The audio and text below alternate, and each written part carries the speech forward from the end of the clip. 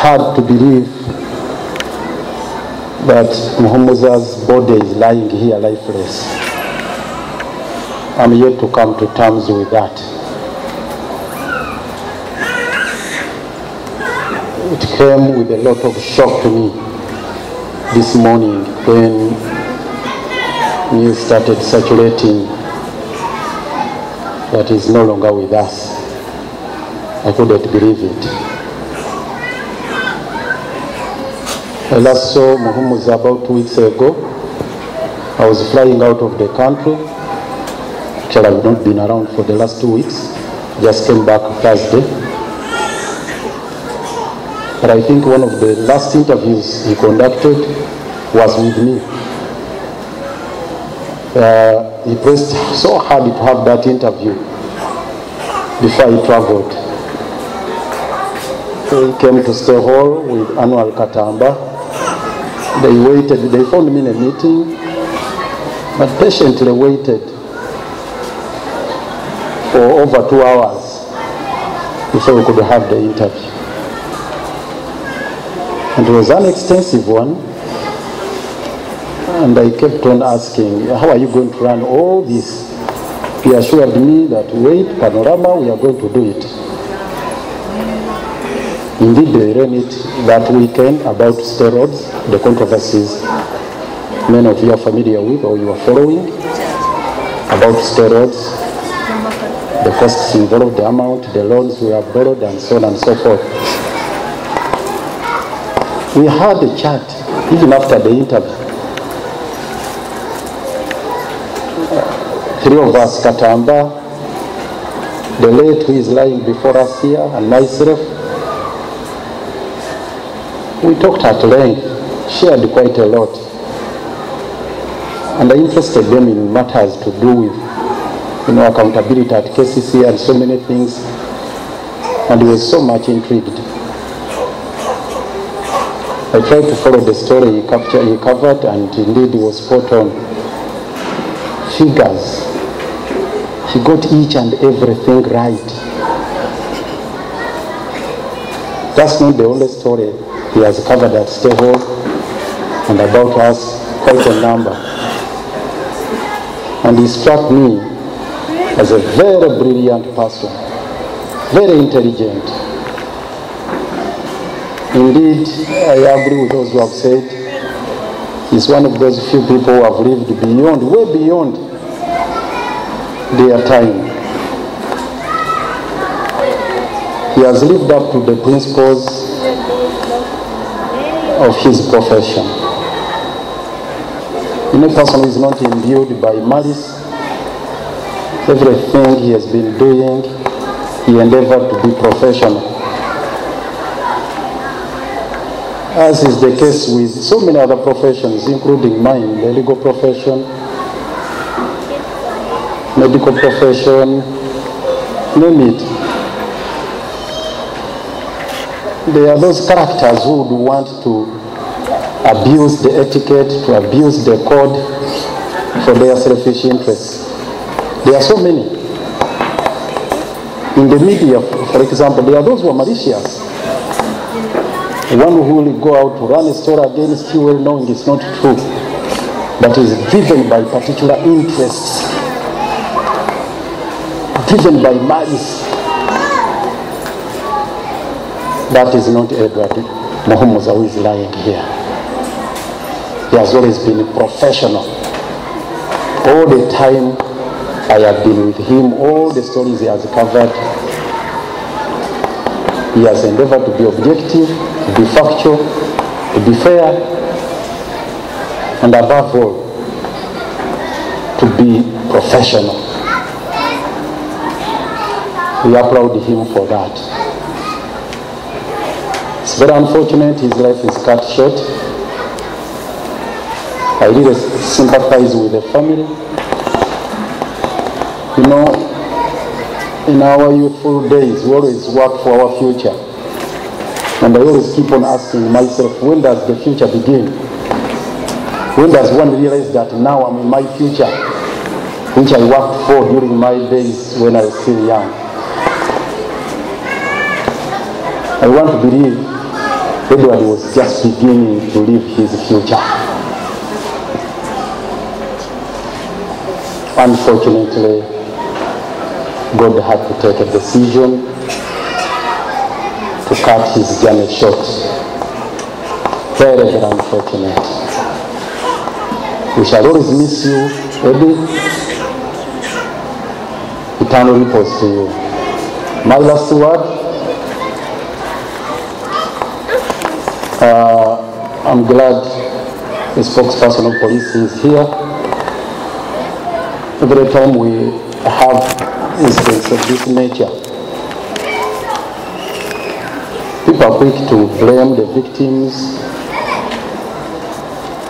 People are quick to judge.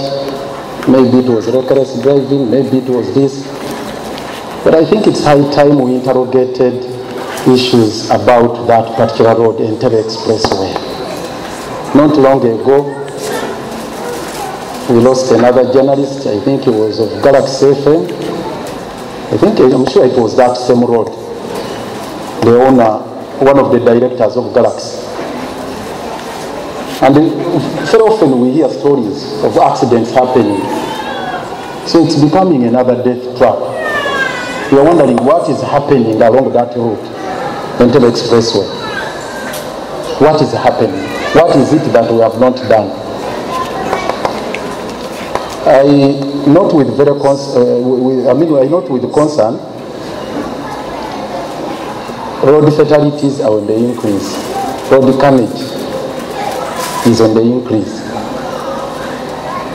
And we seem not to be focusing our attention on the crux of the matter, where the root problem is. We seem not to be. Some time ago, we even started using these mechanical operations, brute operations, Fika Salama, Kawunyemu, whatnot. I have intensively researched on this. I have a passion about road safety. Even the strip I had in UK, the one I've just been talking about, partly it was about road safety. I'm not about to lecture you about on this very issue where I am really impassioned, but we need to reflect on it critically. We need to discuss it as a nation. We need to have a conversation about this. Not necessarily blaming the victims, not necessarily talking about issues to do with the mechanical enforcement of the code, the road codes. No. I'll tell you, for example, this coming Friday, as KCCA, we are going to release a report on road crashes in Kampala. Every year, starting last year, we embarked on that process of issuing reports. So the next one, the first one, the maiden was last year, the second one is coming out on Friday. But I'll tell you, it's been courtesy of some good Samaritan called Michael Bloomberg, who is supporting us. It's Michael Bloomberg, the former mayor of New York, who funded our project of preparing even the strategy, the one of 2021 to 2025. We launched it at Stockholm about 2 years ago, 2021. The road safety strategy, 100% funded by Bloomberg. All these reports I'm talking about, the maiden report, Bloomberg. Here's Bloomberg Philanthropies initiative for road safety and vital strategies. Even the trip I've been, actually, I went to UK to account to Bloomberg for the monies he has been giving us.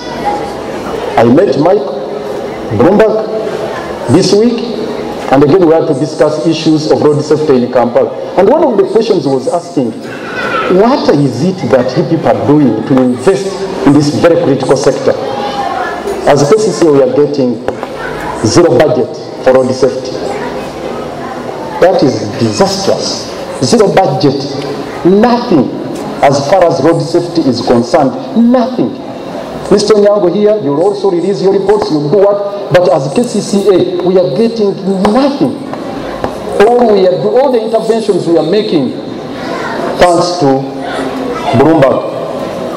In my language, we have a saying, nkwatirako tebufuuka bumboowa. Nyini mufu yakwata wakulaki awawunya.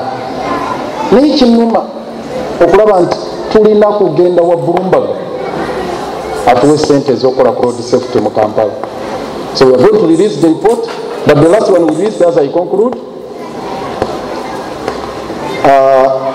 the fatalities we are registering in Kampala, every out of 100,000 people, we lose 7.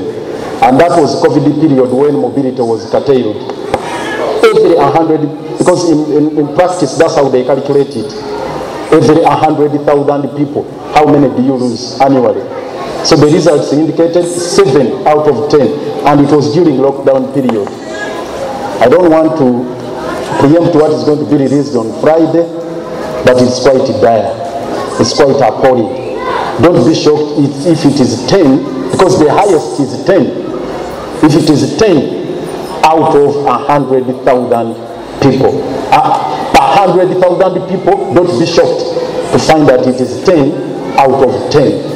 And we must do something about it. We must save lives. We must say no to road carnage. With those remarks, I once again extend my sincere thanks and sympathies to the bereaved family.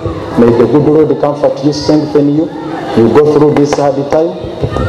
And the media fraternity, NTV, and the rest of you. Rest in peace, Comrade Edward Muhumuza.